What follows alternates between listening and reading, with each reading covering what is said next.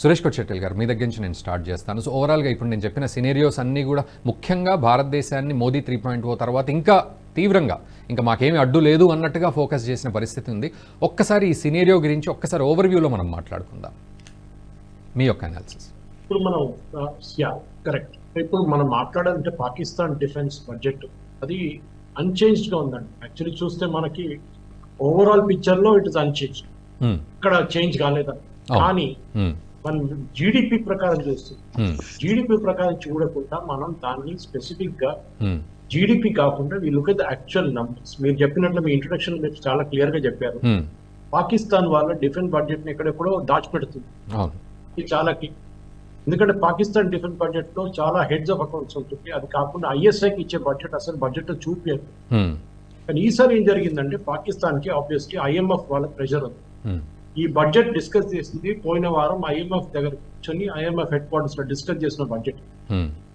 Already Pakistan ministers వాళ్ళ senior bureaucrats వెళ్ళి IMF దగ్గర కూర్చొని వరల్డ్ బ్యాంక్ దగ్గర కూర్చొని మాట్లాడుకున్న తర్వాత వాళ్ళు అప్రూవ్ చేసిన బడ్జెట్. ఇక్కడ దీంట్లో హెవీ టాక్సేషన్ ఉంది, దీనికన్నా ముందు ఇంత టాక్సేషన్ లేకుండా ఈసారి చాలా ఎక్కువ టాక్సేషన్ చేస్తారంటే పాకిస్తాన్ లో మనలాగా ఒక ఇంటిగ్రేటెడ్ జిఎస్టీ సిస్టమ్ లేదు. మన దగ్గర కూడా జిఎస్టీ వచ్చే ముందు చాలా మట్టుకు మీరు చూసుంటారు ట్యాక్స్ వాజ్ ఒక 60,000 కోట్ల నుంచి మొదలై 2 లక్షల కోట్లకు వచ్చేస్తుంది జిఎస్టీ.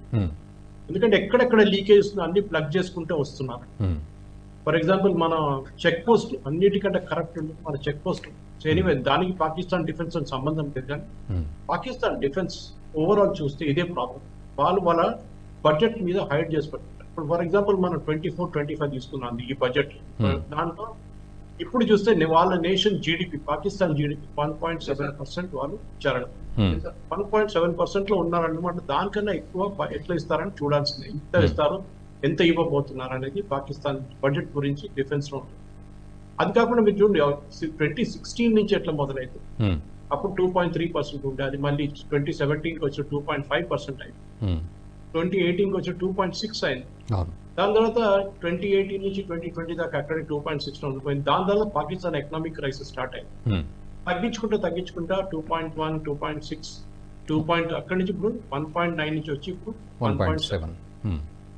కానీ నేను చెప్పినట్ల ఓవరాల్ పాకిస్తాన్ దీనికి ముందు ఎట్లా అవుతుందంటే వాళ్ళ ఆర్మీకి అలొకేషన్ ఎప్పుడు ఎక్కువ ఉంటుంది. కానీ ఈసారి ఏం చేశారంటే ఆ ముగ్గురికి అందరికి ఇంటర్ సర్వీస్ ఇంటెలిజెన్స్ కానివ్వండి, అంటే వాళ్ళ ఐఎస్ఐ స్పెషల్ కానివ్వండి, ఎయిర్ ఫోర్స్ కానివ్వండి, నేవీ కానివ్వండి, అందరికి 23% ఇచ్చారు, ఈక్వల్ డిస్ట్రిబ్యూషన్ చేశారు. కానీ మన దగ్గర ఉన్న పెద్ద ప్రాబ్లం పాకిస్తాన్ కూడా ప్రాబ్లం. ఇక్కడ మన దగ్గర ఒక ఆర్మీ అంటే ఒక జాబ్ లాగా చూసుకుంటారు చాలా మంది, ఎస్పెషలీ నార్త్ నుంచి చాలా మంది ఏమనుకుంటారు ఆర్మీ అంటే ఒక ఉద్యోగం కాదు. ఉద్యోగం కాదు. వరల్డ్ వైడ్ ఏం చేస్తున్నారంటే ఆర్మీ ఏజ్ తగ్గించుకుంటూ వస్తున్నారు. ఫర్ ఎగ్జాంపుల్ ఒక ఇస్తాను, సియాచిన్ లో ఒక 45 సంవత్సరాల ఒక మనిషి వెళ్ళలేడు. నేను మొన్న లద్దాఖ్ వెళ్ళాను ఒక నెల ముందు. అక్కడ వెళ్ళిన తర్వాత ఫస్ట్ 6 hours మీరు you have to get acclimatise climate. ఆ క్లైమేట్ మీకు పట్టదు అసలు. అంటే క్లైమేట్ అంటే హైట్ గురించి చెప్తున్నారు, వెదర్ కాదు. మీ బ్రీతింగ్ ప్రాబ్లమ్స్ అన్ని ఉంటుంది. Physical fitness becomes absolutely important. So everywhere in the world ఏం చేస్తుందంటే ఆర్మీని వాళ్ళు యంగ్ చేసుకుంటూ వస్తున్నారు, అంటే ఏజ్ తగ్గించుకుంటూ వస్తుంది. మన దగ్గర అగ్నివీర్ స్కీమ్ స్టార్ట్ చేస్తున్నారు, రాహుల్ గాంధీ ఇంత గొడవ చేస్తాడు అది ఇది అని చెప్పేసి. కానీ రియల్ ఇంటెన్షన్ బిహైండ్ దట్ అంటే ఏదో ఓవర్ నైట్ ఇంప్లిమెంట్ చేయలేదు. చాలా సంవత్సరాల నుంచి దాని మీద డిబేట్ జరిగి దాని మీద డిస్కషన్ తరగతి ఇంప్లిమెంట్ చేస్తారు. మన ఆర్మీ యావరేజ్ ఏజ్ మనం రిటైన్ చేయాల్సింది బిలో 30 years ఉండాలి యావరేజ్. దాని తర్వాత సీనియర్ లెవెల్లో, కమాండర్ లెవెల్లో డిఫరెంట్. సో పాకిస్తాన్ వైపు కూడా ఇదే ప్రాబ్లమ్స్. వాళ్ళ దగ్గర ఉన్న మ్యాన్ పవర్ ని యూటిలైజ్ చేయడం ఎట్లా అని వాళ్ళు స్పెసిఫిక్ గా చూస్తున్నారు. వాళ్ళు కూడా తగ్గించుకుంటూ వస్తున్నారు. కానీ వాళ్ళ ప్రాబ్లం ఎక్కడ వచ్చిందంటే ఇప్పుడు దాకా వాళ్ళకి లాస్ట్ 15-20 సంవత్సరాల ముందు దాకా యుఎస్ఏ నుంచి చాలా ఫండ్స్ వస్తున్నాయి. ఆఫ్ఘనిస్తాన్ ముందు రష్యాను తరమగొట్టడానికి అక్కడి నుంచి వాళ్ళు ఆఫ్ఘనిస్తాన్ లో అప్పుడున్న తాలిబాన్ కానివ్వండి, అప్పుడున్న అల్ ఖైదా కానివ్వండి, అందరినీ యూజ్ చేసుకున్నారు. పాకిస్తాన్ కు వచ్చే డబ్బుల్లో అంటే పాకిస్తాన్ కి 100 రూపాయలు ఇస్తే పాకిస్తాన్ ఒక 30 రూపాయలు పెట్టుకుని 70 రూపాయలు ఆఫ్ఘనిస్తాన్ పంపిస్తుండే. Everything was routed through Pakistan. US directly అక్కడ ఏం పెట్టలేదు. అసెట్స్ పెట్టలేదు తర్వాత వాళ్ళ ఫిజికల్ అసెట్స్ అని, కానీ డబ్బులు పంపించేదంతా త్రూ పాకిస్తాన్ కి. అంటే పాకిస్తాన్ మీద ట్రస్టెడ్ అని. కానీ తర్వాత రష్యన్స్ పారిపోయారు. రష్యన్స్ పారిపోయిన తర్వాత మళ్ళీ అమెరికా మళ్ళీ వచ్చారు. 9/11 దాడి జరిగింది. దాని తర్వాత అమెరికా రిటర్న్ ఆఫ్ఘనిస్తాన్కి వచ్చారు. ఒసామా బిన్ లాడెన్ ఫినిష్ చేశారు. దాని తర్వాత సడన్ గా ఇప్పుడు ఏమైందంటే అగైన్ వాళ్ళు యుఎస్ వాళ్ళే పారిపోయారు అక్కడి నుంచి. వాళ్ళు ఆర్మ్స్ అండ్ అమ్యునిషన్ అక్కడ పడిపోయి పారిపోయారు, అంత టైం కూడా లేకుండా. సో పాకిస్తాన్ బడ్జెట్ ఇమ్మీడియట్ గా ఈ ఆర్మీ బడ్జెట్ స్పెషల్ తగ్గిపోయింది కంప్లీట్ గా. ఇప్పుడు వాళ్ళు ఏం చేస్తున్నారంటే వాళ్ళ దగ్గర ఉన్న అసెట్స్ అమ్ముకుంటున్నారు. ఇప్పుడు మీరు యుక్రెయిన్ గురించి చెప్పారు ఇంట్రొడక్షన్. యుక్రెయిన్ కి ఎందుకు అమ్ముతున్నారంటే వాళ్ళ దగ్గర డబ్బులు లేవు. వాళ్ళ దగ్గర ఉన్న మిలిటరీ హార్డ్వేర్, మిలిటరీ ఎట్లయినా వాడుకుంటలేము, ఏం చేయాలి, దివాళీ పటాకాలాగా అన్ని ఒక డబ్బులు వేసి కాల్చలేము కదా. సో ఇచ్చేస్తున్నారు యుక్రెయిన్ కి, పంపేసుకుంటున్నారు త్రూ యుఎస్ పర్మిషన్ అని. వాళ్ళ ప్రొడక్షన్ ఆర్మీ, వాళ్ళ Pakistani military production, ordnance production అనేది it is at very very basic stage, very basic stage. వాళ్ళ దగ్గర కూడా చాలా పెద్ద ప్రాబ్లం ఉండే. దానికోసం మోదీ గారు 84 ఆర్డినెన్స్ ఫ్యాక్టరీస్ ని కలిపేసి మర్జ్ చేసి చాలా మటుకు రీఫార్మ్ చేసి దాన్ని 8 చేశారు. ఐఎన్ఎస్ విక్రాంత్ చూడండి, within 6 years of its keel being laid, it was ready for field testing, sea testing, sea trials. అది చాలా ఇంపార్టెంట్. పాకిస్తాన్ కి మన డిఫెన్స్ చూస్తుంటే మీరు ఎక్కడ వాడుతున్నారని చాలా ఇంపార్టెంట్. పాకిస్తాన్ ప్రాబ్లం ఎక్కడప్పుడు నిన్న కూడా పాకిస్తాన్ లో ఒక సబ్మిట్ జరిగింది. I was watching the telecast of that today morning. Pakistan army chief వచ్చారు, పాకిస్తాన్ ఫారెన్ మినిస్టర్ మాట్లాడారు. It was think tank speech in Islamabad. దాంట్లో పాకిస్తాన్ ఆర్మీ చీఫ్ అని చెప్తారు, నాకు తెలియదు మన ఫారెన్ పాలసీ ఎవరు డిసైడ్ చేస్తున్నారో నాకే తెలియదు. ఆలోచించండి, army chief saying that. Army chief అంటారు. పక్కన కూర్చున్న ఫారెన్ మినిస్టర్ పైన చూస్తున్నాడు, ఆయన పైకి చూస్తున్నాడు, ఎవడో దేవుడు ఎవరికి తెలుసు అని చెప్పి. It is being determined by US, simple as that. నీకు ఎందుకంటే ఒకవైపు ఇరాన్ తో ప్రాబ్లం, షియా సున్నీ ఇష్యూ అక్కడ. అది కాకుండా ఇక్కడ చూస్తే వాళ్ళకి తాలిబాన్ తో కూడా, ఇక్కడ బలూచ్ తో కూడా. భారతదేశం కన్నా ఎక్కువ instead of looking east, Pakistan కి looking north and looking west has become a bigger issue. Okay, yeah. Medapati Pullarao garu, so మీ దగ్గరికి వస్తాను. అంటే నిజానికి పాకిస్తాన్ గత సంవత్సరంలో అటు ఫ్లడ్స్ రావడం కావచ్చు, లేకపోతే ఇన్ఫ్లేషన్ పెరగడం, ఇవన్నీ కూడా కారణాలతోటి మొత్తానికి అప్పుల ఊబిలో లాస్ట్కు ఇంకా మరి గిన్నె పట్టుకొని అడుక్కునే పరిస్థితిలో ఉంది. ఎవరు గోధుమలు ఇస్తారు, గోధుమ పిండి ఎక్కడి నుంచి వస్తుంది, టీ బిస్కెట్లు ఎక్కడి నుంచి వస్తాయో తెలియని పరిస్థితి. అయినప్పటికీ కూడా ఇటు డిఫెన్స్ బడ్జెట్ అలొకేషన్స్ పెంచడం అనేది మరి దేనికి సంకేతంగా మనం భావించాలి? ముఖ్యంగా మన దగ్గర డిఫెన్స్ బడ్జెట్ పెంచితే గగ్గోలు పెడుతున్న ప్రతిపక్షాలు డిఫెన్స్కి ఎందుకు బడ్జెట్ పెంచుతున్నారని పలు సందర్భాల్లో అన్న పరిస్థితి. అట్లాంటిది ఈరోజు పాకిస్తాన్ అటువంటి పని చేస్తోంది అంటే అది భారత్కు డైరెక్ట్లీ ఆర్ ఇండైరెక్ట్లీ ఎటువంటి సంకేతాలు ఉంటాయి దీనికి సంబంధించి? ఫస్ట్ ఆఫ్ ఆల్ పాకిస్తాన్ ఏం చేసినా భారత్కి నెగిటివ్ సంకేతాలు, నెగిటివ్ కాన్సిక్వెన్సెస్. ఆ దేశానికి 1945 నుంచి ఒకటే టార్గెట్, ఒకటే రీజన్, బ్రతకటానికి, అది భారతదేశం. అలాంటి విషపు సంబంధం ఉన్నది. ఏ రోజు నిద్రపోలేదు, వాళ్ళకి విరోధి లేరు భారతదేశం తప్ప. అది భారతదేశానికి చాలా దురదృష్టం. మనం స్నేహితులు ఏర్కోగలం కానీ నేబర్స్ ఏర్కోలేం కదా. ఇప్పుడు వచ్చిన పక్కన ఉంటే మీరు ఏం చేయగలరు, అది కొనుక్కోండి, ఫినిష్.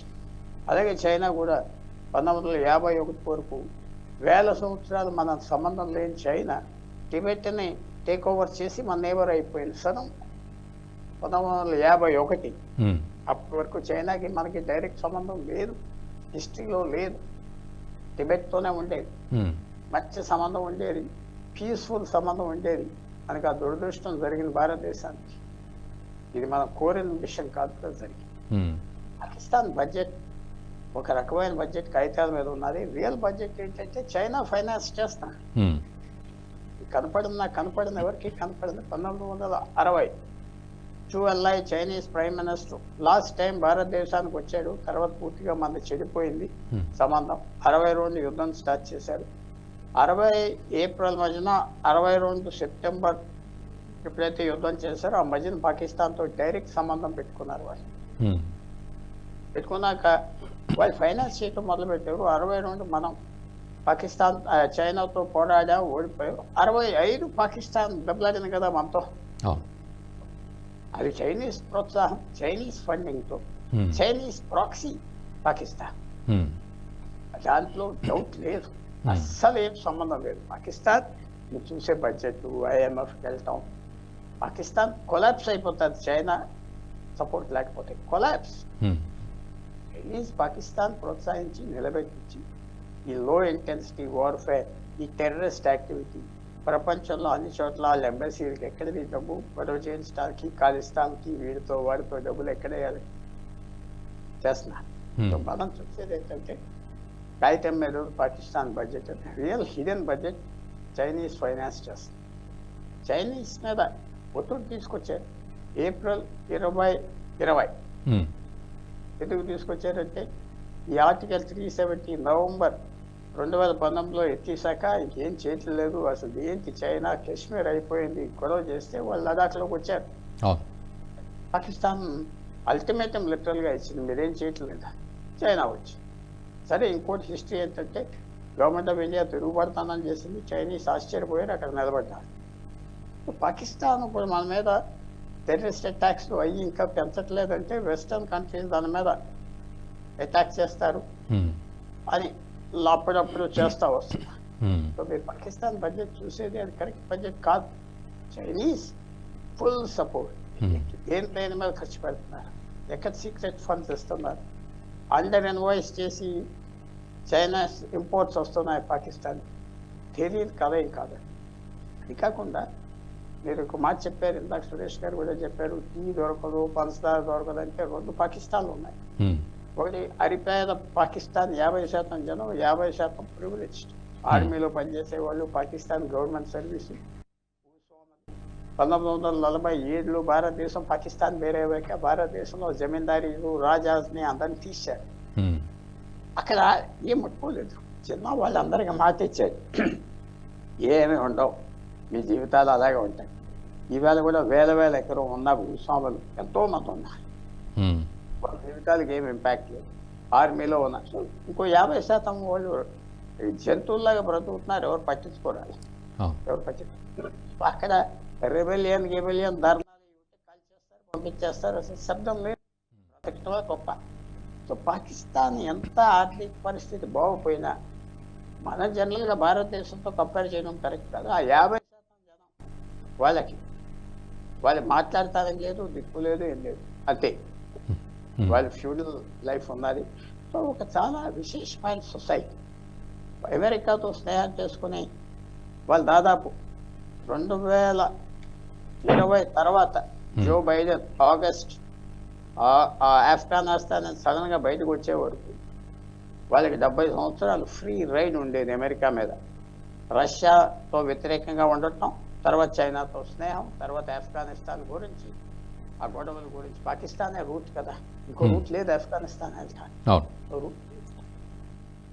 ఇష్టం వచ్చినట్టుగా బ్రతికే కొద్దిగా ఇప్పుడు ప్రాబ్లమ్స్ కొద్దిగా పాకిస్తాన్కి ఉన్నాయి, వల్నరబుల్ ఉన్నాయి. ఎప్పుడైతే అమెరికా వెళ్ళిపోయిందో ఇంక అమెరికాకి ఏం ఇంపార్టెన్స్ లేదు పాకిస్తాన్, నో ఇంపార్టెన్స్. సో రాబోయే రోజుల్లో పాకిస్తాన్ మనం ఎప్పుడో చూసేది ఒక ప్రావిన్స్, చైనా ఒక రాష్ట్రం, చైనాలో ఒక రాష్ట్రం లాగా బిహేవ్ చేస్తుంది. వాళ్ళు రాష్ట్రంగా వాళ్ళు ఏదైనా చేయటానికి రెడీగా ఉన్నారు. వాళ్ళు అంటే 2 సంవత్సరాలు ఎలా జరుగుతుంది, భారతదేశం ఏం చేయగలదు అంటే మనం 100 సంవత్సరాలు ప్రిపేర్ అవ్వ ఉండాలి, 200 సంవత్సరాలు ప్రిపేర్ అవ్వ ఉండాలి. అలాగ సమయం ఏమవుతుందో చెప్పలేం, కాసుకుంటా ఉంటుంది. అస్తమానం అటాక్ వస్తాయి చైనా నుంచి పాకిస్తాన్. చైనా హిస్టరీ అలాగ ఉన్నది, మర్చిపోకూడదు. మనం డిమాండ్ చేస్తూ ఉండాలి. 200 సంవత్సరాలు పోయాక వాళ్ళే మర్చిపోతారు ఏంటి తగు ఏంటి అని. అది వాళ్ళ హిస్టరీ. ఇవాళ చైనీస్ ఎలా పరిపాలించారో 1000 సంవత్సరాలు చైనీస్ కమ్యూనిస్ట్ పార్టీ కూడా అంతే. వాళ్ళని ఎంపరర్ అంటున్నారు, ఇతను ప్రెసిడెంట్ అంటున్నారు. ఇద్దరు ఒక కాంపౌండ్ లో ఉంటున్నారు, సీక్రెట్ లైఫ్, ఎవరికి ఏం తెలియదు, ఎక్కడ బ్రతుకుతున్నారు. రిటైర్ అయిపోయాక కూడా వాళ్ళ మంత్రులు, వాళ్ళ జనరల్ అందరూ ఆ కాంపౌండ్ లోనే ఉండాలి, బయటికి రావడానికి వీల్లేదు. Everything mystery, secrecy. సో మీరు అన్న బడ్జెట్ కరెక్ట్, అదంతా కొంచెం కాస్మెటిక్స్ బడ్జెట్, ఇలాగా అలాగా అని. Secret budget funded by China.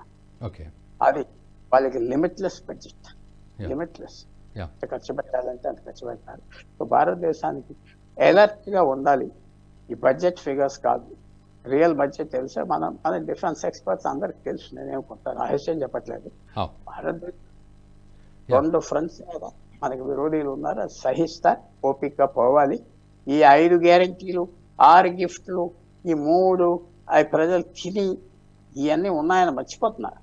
ఉత్తర భారత్ వాళ్ళకి ఎన్ని జ్ఞాపకం, ఎందుకంటే వాళ్ళ మనుషులు సైన్యంలో ఉన్నారు. దక్షిణ భారత్ వాళ్ళకి ఎన్ని అక్కర్లేదు, ఎక్సెప్ట్ కేరళ కూడా చాలా మంది సైన్యంలో ఉన్నారు.